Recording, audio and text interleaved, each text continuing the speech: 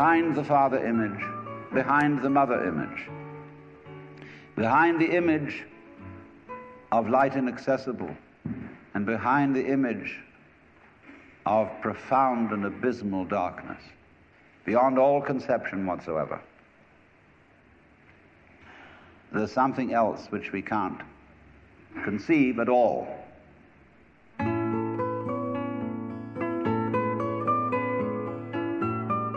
Welcome to The Love of Wisdom with Alan Watts. As one of the century's most eloquent philosophers, Alan Watts introduced a generation in the West to the fascinating ideas of the Far East, the wisdoms of the Orient. In the 1960s and early 70s, he lectured throughout the English-speaking world and was recorded in a variety of settings, from seminars aboard his ferry boat, the Vallejo, in Sausalito, California, to keynote addresses at major universities. Recorded at the First Unitarian Church in San Francisco in 1971, this program is called Images of God. Here's Alan Watts. Now, I'm sure that most of you know the old story about the astronaut who went far out into space and was asked on his return whether he had been to heaven and seen God. And he said yes. And so they said to him, well, what about God? And he said, she is black. And although this is a very well-known and well-worn story, it is very profound. Because, I tell you, I knew a monk who started out in life as pretty much of an agnostic or an atheist, and then he began to read Henri Bergson, the French philosopher who proclaimed the vital force, the élan vital, and so on. And the more he read into this kind of philosophy, the more he saw that these people were really talking about God. And I've read a great deal of theological reasoning about the existence of God, and they all start out on this line. If you are intelligent and reasonable, you cannot be the product of a mechanical and meaningless universe. Figs do not grow on thistles. Grapes do not grow on thorns. And therefore, you, as an expression of the universe, as an aperture through which the universe is observing itself, cannot be a mere fluke.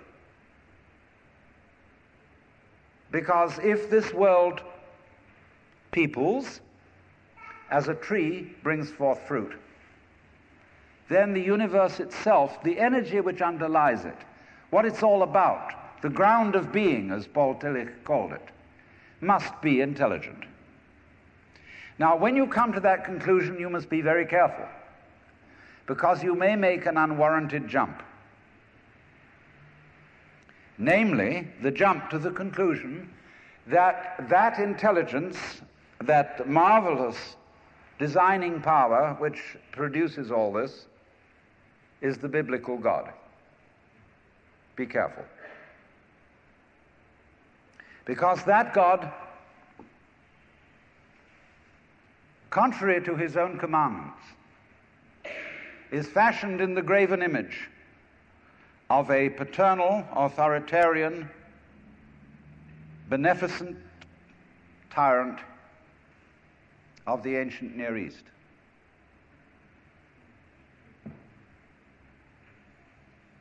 And it's very easy to fall into that trap, because it's all prepared, institutionalized in the Roman Catholic Church, in the synagogue, in the Protestant churches, all there ready for you to accept.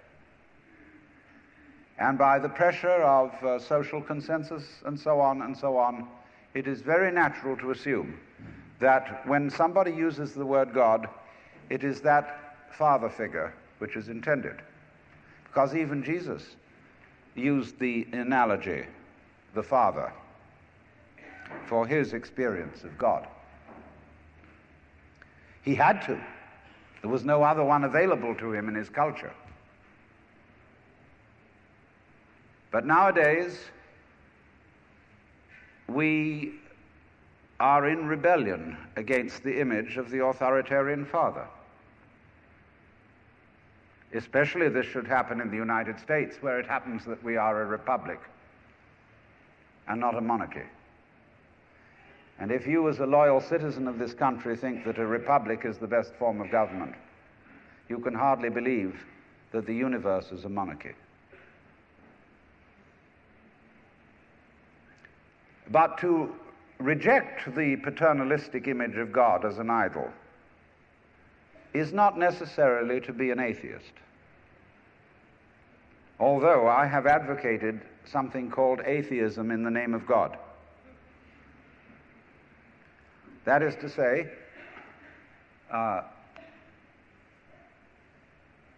an experience, a contact, a relationship with God, that is to say, with the ground of your being, that does not have to be embodied or expressed in any specific image. Now, theologians on the whole don't like that idea, because I find in my discourse with them that they want to be a little bit hard-nosed about the nature of God.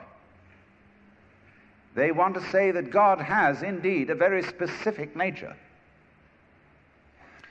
Ethical monotheism means that the governing power of this universe has some extremely definite opinions and rules to which our minds and acts must be conformed. And if you don't watch out, you'll go against the fundamental grain of the universe and be punished in some way. Old-fashionedly, you will burn in the fires of hell forever. More modern-fashionedly, you will fail to be an authentic person. It's another way of talking about it. But there is this feeling, you see, that there is authority behind the world, and it's not you. It's something else. Like we say, that's something else that's far out. And therefore, this Jewish, Christian, and indeed Muslim approach makes a lot of people feel rather strange, estranged from the root and ground of being. There are a lot of people who never grow up and are always in awe of an image of grandfather. Now, I'm a grandfather. I have 5 grandchildren, and so I'm no longer in awe of grandfathers. I know I'm just as stupid as my own grandfathers were, and therefore am not about to bow down to an image of God with a long white beard. Now, naturally, of course, we intelligent people don't believe in that kind of a God, not really. I mean, we think that God is spirit, that God is very undefinable and infinite and all that kind of thing. But nevertheless, the images of God are have a far more powerful effect upon our emotions than our ideas. And when people read the Bible and sing hymns, Ancient of Days, who sittest throned in glory, immortal, invisible, God only wise, in light inaccessible, hid from our eyes, they still got that fellow up there with a beard on. It's way in the back of the emotions. And so we should think, first of all, in contrary imagery, and the contrary imagery is, she's black. Imagine instead of God the Father, God the Mother. And imagine that this is not a luminous being, blazing with light, but an unfathomable darkness, such as is portrayed in Hindu mythology by Kali, K-A-L-I, the Great Mother, who is represented in the most terrible imagery. Kali has a tongue hanging out long, drooling with blood. She has fanged teeth. She has a scimitar in one hand and a severed head in the other. And she is trampling on the body of her husband, who is Shiva. Shiva represents also, furthermore, the destructive aspect of the deity, wherein all things are dissolved so that they be reborn again. And here is this blood-sucking, terrible mother as the image of the supreme reality behind this universe. Imagine, it's the representative of the octopus, the spider, the awful the creepy crawlies at the end of the line, which we are all terrified of.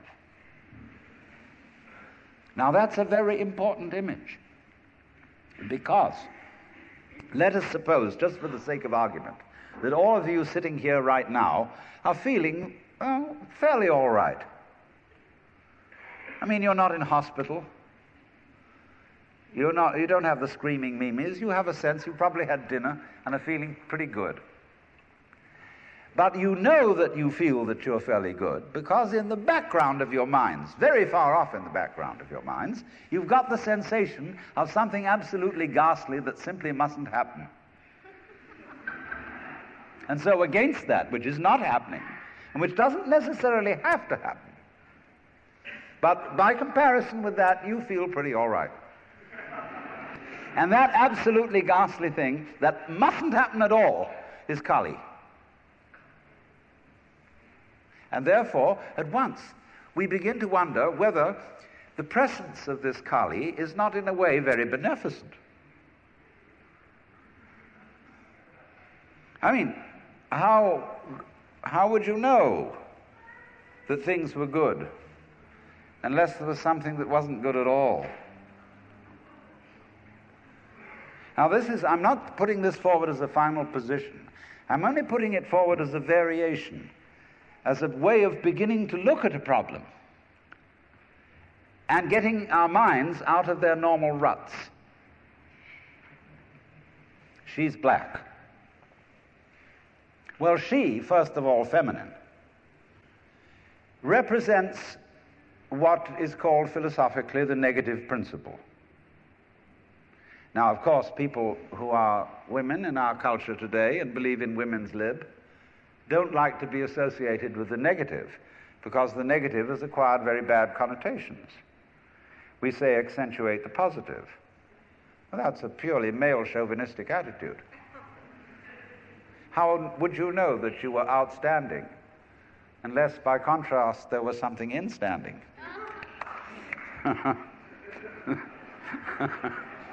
You cannot appreciate the convex without the concave. You cannot appreciate the firm without the yielding. And therefore, the so-called negativity of the feminine principle is obviously life-giving and very important. But we live in a culture which doesn't notice it. You see a painting, a drawing of a bird, and you don't notice the white paper underneath it. You see a printed book, and you think that what is important is the printing, and the page doesn't matter. And yet, if you reconsider the whole thing, how could there be visible printing without the page underlying it? What is called substance, that which stands underneath, underneath, stands. To be substantial is to be underlying, to be the support, to be the foundation of the world.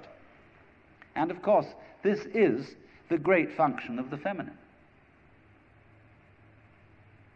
to be the substance. And therefore, the feminine is represented by space, which is, of course, black at night. But were it not for black and empty space, there would be no possibility whatsoever of seeing the stars. Stars shine out of space, and astronomers very high-powered astronomers are beginning to realize that stars are a function of space. Now, that's difficult for our common sense, because we think that space is simply inert nothingness. But we don't realize that space is completely basic to everything. It's like your consciousness. Nobody can imagine what consciousness is. It's the most elusive, whatever it is, that there is at all, because it's the background of everything else that we know. Therefore, we don't really pay much attention to it. We pay attention to the things within the field of consciousness, to the outlines, to the objects, to the so-called things that are in the field of vision, the sounds that are in the field of hearing, and so forth. But what it is that ever it is that embraces all that, we don't pay much attention to it. We can't even think about it. It's like trying to look at your head. You know, you try to look at your head, and what do you find?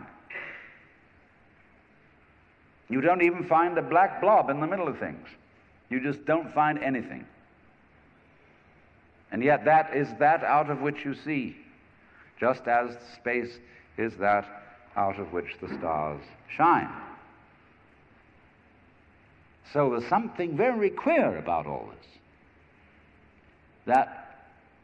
That which you can't put your finger on, that which always escapes you, that which is completely elusive, the blank, seems to be absolutely necessary for there to be anything whatsoever. Now let's take this further. Kali also is the principle of death, because she carries a scimitar in one hand and a severed head in the other. Death. This is tremendously important to think about. We put it off. Death is swept under the carpet in our culture. In the hospital, they try to keep you alive as long as possible in utter desperation. They won't tell you that you're going to die. They, when their relatives have to be informed that it's a hopeless case, they say, don't tell this to the patient. And all the relatives come around with hollow grins and say, well, you'll be all right in about a month, and then we'll go and have a holiday somewhere and sit by the sea and listen to the birds and whatnot. And the dying person knows that this is mockery. Well, of course, we've made death howl with all kinds of ghouls. We've invented dreadful afterlives. I mean, the Christian version of heaven is as abominable as the Christian version of hell. I mean, nobody wants to be in church forever. Children are absolutely horrified when they hear these hymns which say, prostrate before thy throne to lie and gaze on thee. They can't imagine what this imagery means. I mean, in a very subtle theological way, I could wangle that statement around to make it extremely profound. I mean, to be prostrate at once and to gaze on the other hand, see, is a coincidentia oppositorum, a coincidence of opposites, which is very, very deep. But to a child, it is a crick in the neck. And that's the sort of imagery we're brought up with. So the idea of what might happen after death, well, you're going to be faced with your judge, the one who knows all about you. This is Big Papa, who knows you were a naughty boy and a very naughty girl, especially girl, from the beginning of things. He's going to look right through to the core of your inauthentic existence. And what kind of heebie-jeebies may come up. Or you may believe in reincarnation, and you think that your next life will be the rewards and the punishments for what you've done in this life. And you know you got away with murder in this life. And the most awful things are going to happen next time around. So you look upon death as a catastrophe. Then there are other people who say, well, when you're dead, you're dead. Nothing going to happen at all. So what you got to worry about? Well, we don't quite like that idea, because it spooks us. You know, what's it be like to die? To go to sleep and never, never, never wake up? Well, a lot of things it's not going to be like. It's not going to be like being buried alive. It's not going to be like being in the darkness forever. I tell you what, it's going to be like as if you never had existed at all. Not only you, but everything else as well. That just there was never anything, and there's no one to regret it. And there's no problem. Well, think about that for a while. It's kind of a weird feeling you get when you really think about that. You really imagine it. Just to stop altogether. And you can't even call it stop, because you can't have stop without start. And there wasn't any start. There's just no thing. Well, then when you come to think of it, that's the way it was before you were born. I mean, if you go back in memory as far as you can go, you get to the same place as you go forward in your anticipation of the future as to what it's going to be like to be dead. Then you get these funny ideas that this blankness is the necessary counterpart of what we call being. Now, we all think we're alive, don't we? I mean, we're really here? That there is something called existence? You know, the existentialists, Dasein, throneless, you know, here we are. But how could you be experiencing that as a reality unless you had once been dead? What gives us any ghost of a notion that we are here, except by contrast with the fact that we once weren't? And later on won't we? But this thing is a cycle, like positive and negative poles in electricity. So this then is the value of the symbolism of she is black. She, the womb principle, the receptive, the instanding, the void, and the dark. And so that is to come into the presence of the God who has no image. Behind the Father image, behind the Mother image, behind the image of light inaccessible, and behind the image of profound and abysmal darkness, there's something else which we can't conceive at all.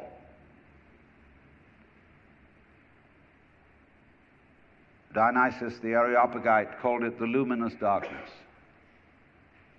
Nagarjuna called it shunyata, the void. Shankara called it Brahman, that which can only, of which nothing at all can be said. Neti neti, beyond all conception whatsoever. And you see, that is not atheism in the formal sense of the word. This is a profoundly religious attitude, because what it corresponds to practically is an attitude to life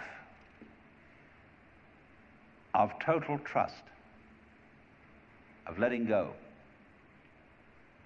When we form images of God, they are all really exhibitions of our lack of faith, something to hold on to, something to grasp. How firm a foundation, what lies underneath us, the rock of ages, or whatever, ein feste Burg. But when we don't grasp, we have the attitude of faith.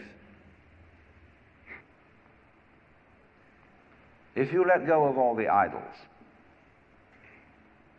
you will of course discover that what this unknown is, which is the foundation of the universe, is precisely you. It's not the you think you are. No, it's not your opinion of yourself. It's not your idea or image of yourself. It's not the chronic sense of muscular strain, which we usually call I. You can't grasp it. Of course not. Why would you need to? Supposing you could, what would you do with it? And who would do what with it? You can never get at it. So there is that profound central mystery. And the attitude of faith is to stop chasing it. Stop grabbing it. Because if that happens, the most amazing things follow. But all these ideas of the spiritual, the godly, as this attitude of must, and we have been laid down the laws which we are bound to follow, all this jazz, is not the only way of being religious and of relating to the ineffable mystery that underlies ourselves and the world.